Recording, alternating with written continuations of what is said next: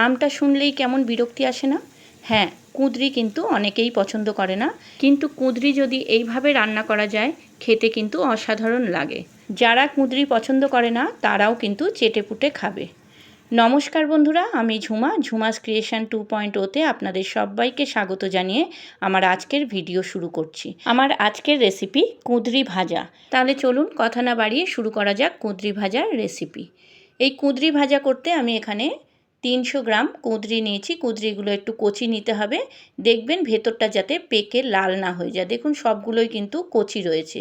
আর আমি এই কুঁদরিগুলোকে একদম পাতলা পাতলা করে কেটে নিয়েছি একটা মিডিয়াম সাইজের টমেটো সরু করে কেটে নিয়েছি দুটো মিডিয়াম সাইজের পেঁয়াজ আর 7-8 কোয়া রসুন একদম সরু সরু করে কেটে নিয়েছি। এবার ওভেনে কড়াই বসিয়ে তাতে সর্ষের তেল দিয়েছি। তেলটা গরম হলে আমি প্রথমে পেঁয়াজগুলো দিয়ে দিলাম। পেঁয়াজগুলো 2-3 মিনিট মতো নাড়াচাড়া করতে হবে। আমার এই রেসিপিটা যদি আপনাদের ভালো লাগে বন্ধুরা, আমার চ্যানেলটাকে সাবস্ক্রাইব করে দেবেন, লাইক কমেন্ট শেয়ার করবেন আর পাশে থাকা বেল আইকনটা প্রেস করে দেবেন, যাতে আমার ভিডিও আপলোড হওয়ার সাথে সাথে আপনাদের কাছে নোটিফিকেশান পৌঁছে যায়। আর পুরনো বন্ধুদের আমার অনেক ভালোবাসা আমার পাশে থাকার জন্য। দেখুন পেঁয়াজটা 2-3 মিনিট মতো নাড়াচাড়া করা হয়ে গেছে, পেঁয়াজে একটু লালচে রং ধরেছে। এবার আমি এতে রসুন, কুঁদরি, টমেটো এগুলো সব একসঙ্গে দিয়ে দেব। রসুনটা আপনারা চাইলে আগেও দিতে পারেন, তবে আমি রসুন সবসময় পরে দিই, তাতে রসুনের স্মেলটা ভালো লাগে। রসুনটা আগে দিয়ে দিলে রসুনটা পুড়ে যাওয়ার সম্ভাবনা থাকে, তাই জন্য আমি রসুনটা সবসময় পরে দিই। দিলাম 1 চামচ মতো নুন আর 1/2 চামচ হলুদ আর 1/2 চামচ লঙ্কার গুঁড়ো। টেস্টের ব্যালেন্সের জন্য দিলাম 1 চামচ চিনি। আপনারা চিনিটাকে স্কিপ করতে পারেন, তবে চিনিটা দিলে কিন্তু খেতে খুব ভালো লাগে। তবু আমি বলবো নুন চিনির পরিমাণটা আপনারা আপনাদের স্বাদ মতোই দেবেন। দেখুন কিছুক্ষণ নাড়াচাড়া করার পর আমি কড়াইটা ঢেকে দিয়েছিলাম মিনিট 3-4 জন্য গ্যাসের ফ্লেম লো করে। 3-4 মিনিট পর ঢাকা খুলে দেখলাম কুঁদরিগুলো মোটামুটি সিদ্ধ হয়েছে। আর একটু ভাজতে হবে, কিন্তু তার আগে আমি এতে একটু ডিম দিয়ে ভাজবো।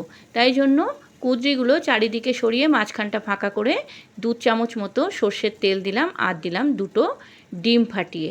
সামান্য একটু নুন দিয়ে ডিমটাকে ভালো করে নেড়ে নিতে হবে।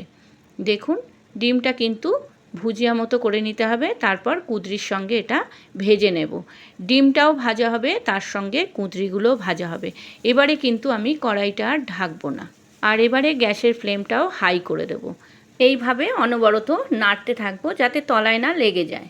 যারা আমার চ্যানেলে নতুন এই রেসিপিটা দেখছেন তাদের কাছে আমার অনুরোধ, আমার চ্যানেলটাকে সাবস্ক্রাইব করে আমার পাশে থেকে যাবেন প্লিজ। আমিও কথা দিচ্ছি আপনাদের পাশে থাকবো। সত্যি বলছি বন্ধুরা, এই রেসিপিটা এতটাই টেস্টি হয়েছিল যে গরম ভাতের সঙ্গে যেমন খেতে ভালো লাগছিল, তেমনি কিন্তু গরম রুটির সঙ্গেও খেতে খুব ভালো লাগছিল।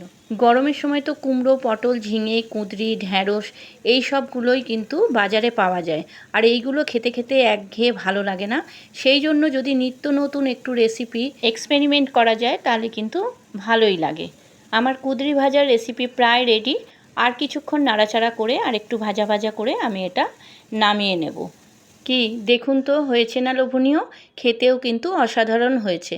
আপনারাও একবার এইভাবে করে নিন, আপনাদেরও ভালো লাগবে। আপনারা যারা ফেসবুক থেকে আমার এই রেসিপিটা দেখছেন আমার ফেসবুক পেজটাকে ফলো করে দেবেন, আর যারা ইউটিউব থেকে দেখছেন আমার ইউটিউব চ্যানেলটাকে সাবস্ক্রাইব করে আমার পাশে থেকে যাবেন প্লিজ। আপনারা ভালো থাকুন, সুস্থ থাকুন। আবার আসবো আমি অন্য দিন অন্য কোনো রেসিপি নিয়ে। আজকের মতো চলি। ধন্যবাদ বন্ধুরা।